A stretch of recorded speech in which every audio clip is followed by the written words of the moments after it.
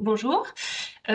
J'interviens aujourd'hui sur la prise en charge du syndrome d'apnée du sommeil dans le cadre de la formation médicale continue. Je m'appelle Mathilde Ricard, je suis infirmière technicienne du sommeil au centre hospitalier de Troyes dans le service de pneumologie. Service avec en chef de service le docteur Krawasala. Et donc je vais commencer ma présentation. Donc l'apnée du sommeil, on parle d'apnée du sommeil, mais en réalité, il y a différents types d'événements pendant le sommeil. Il y a les apnées et les hypopnées. Les apnées, c'est quand physiologiquement, en fait, quand on dort, au niveau des voies aériennes supérieures, les tissus se relâchent en fait, et des fois l'air ne passe plus du tout. On parle d'apnée, et des fois il passe partiellement en créant des micro-éveils ou des désaturations nocturnes. On va parler d'hypopnée.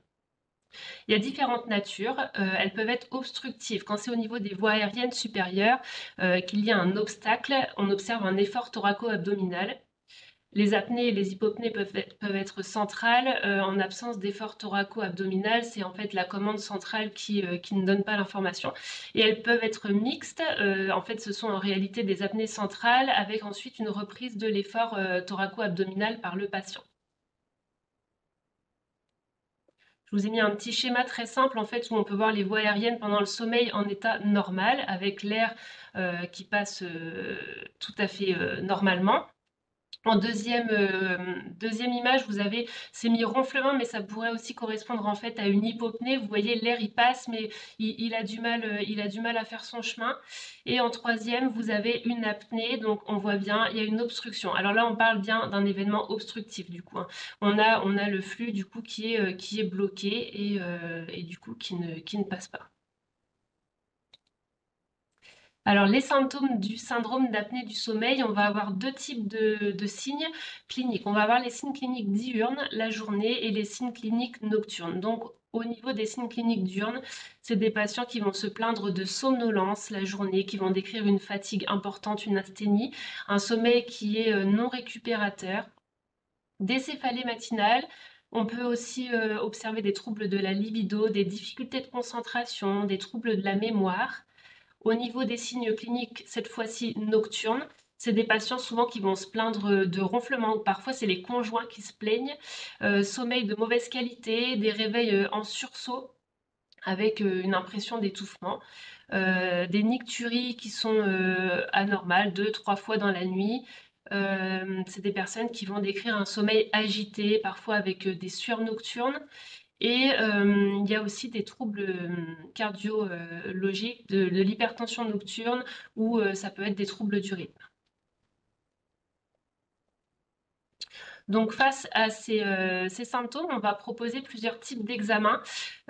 Au centre hospitalier de Troyes, au laboratoire du sommeil, on fait deux types d'examens, donc polysomnographie et polygraphie ventilatoire. La polygraphie ventilatoire, c'est l'examen le plus simple. Il peut être réalisé au laboratoire du sommeil ou en ambulatoire. Et c'est l'examen dont on va avoir besoin uniquement pour l'apnée du sommeil. Donc on va le réaliser en cas de suspicion forte de syndrome d'apnée du sommeil, ou on va le réaliser chez un patient qui est déjà traité pour contrôler le traitement. Donc ça va être fait chez un patient qui dort bien et chez lequel on ne soupçonne pas d'autres troubles du sommeil. Si on a une autre suspicion, on va réaliser la polysomnographie, qui est l'examen de référence en médecine du sommeil. C'est vraiment le gold standard. Ça va permettre de voir l'architecture du sommeil et de contrôler absolument tout le reste. Les tracés de l'examen, en fait, ils sont lus, ils sont interprétés et on va identifier la nature des événements dont on a parlé tout à l'heure et le nombre d'événements. On va les compter simplement pour vraiment vous résumer, et ça va nous donner un index d'apnée-hypopnée qu'on appelle IAH.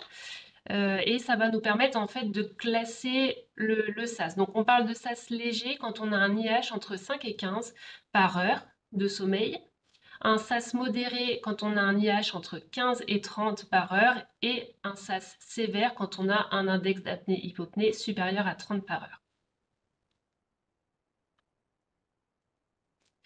Donc, le traitement de l'apnée du sommeil, je vais vous parler déjà de la PPC, la pression positive continue, que vous connaissez sans doute. Voilà, c'est un petit boîtier avec une turbine, un masque, et le patient va le mettre la nuit pour dormir. Donc pour traiter le patient par PPC, on va avoir déjà une présence de symptômes chez le patient, c'est très important. Donc c'est les symptômes dont on a parlé tout à l'heure, ronflement, somnolence, suffocation, enfin ils peuvent être divers. Et on va avoir un IH supérieur à 30 par heure à la polysomno ou à la polygraphie ventilatoire. On peut également traiter par PPC un patient qui aurait un SAS modéré, donc avec un IH entre 15 et 30, mais qui présente un risque accidentel ou une somnolence diurne excessive, mais également une comorbidité cardiovasculaire ou respiratoire grave. Donc on peut traiter donc un index élevé ou un index modéré avec risque accidentel, somnolence diurne excessive ou comorbidité sévère. Je vous ai remis un petit arbre décisionnel en fait pour le choix du traitement. Si le patient présente une somnolence diurne sévère ou un risque accidentel et que la polysomno ou la polygraphie ventrilatoire montre un index qui est modéré, on peut proposer la PPC pour ce patient qui est symptomatique. S'il y a un refus ou une intolérance du traitement, on pourra proposer une orthèse d'avancée mandibulaire.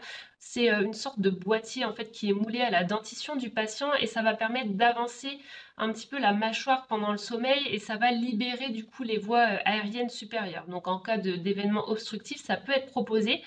C'est moins efficace que la PPC parce que ça va en fait diminuer les apnées, l'index d'apnée-hypopnée par 2.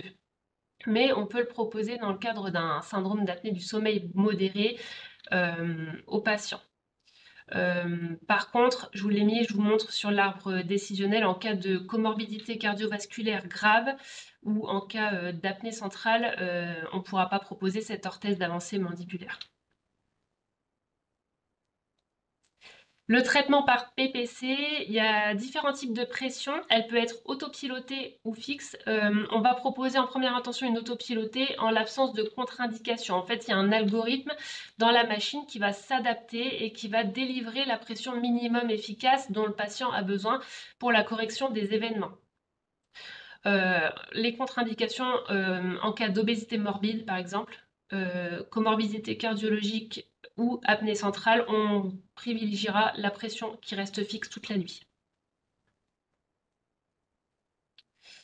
Devant les symptômes dont on a parlé tout à l'heure, si vous avez des patients qui rapportent voilà, des choses dont on a parlé, ça peut être en neurologie, diabétologie, en cardiologie ou même urologie.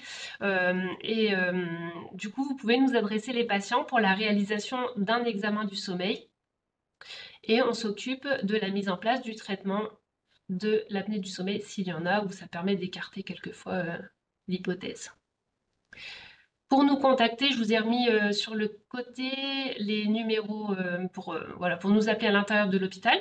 Vous trouverez sur Bloomedy une demande de prescription d'examen du sommeil avec le motif de la demande et, le plus important, les symptômes du patient. Et ça va nous permettre aussi de choisir le meilleur examen pour le patient et d'apprécier aussi également les comorbidités et voilà, l'échelle de somnolence que vous trouverez en seconde page qui est très importante en médecine du sommeil. Et ça va nous donner un score, ce qu'on appelle le score d'Epworth, qui va nous donner une indication précise sur l'état de somnolence du patient la journée. Je vous remercie beaucoup pour votre attention.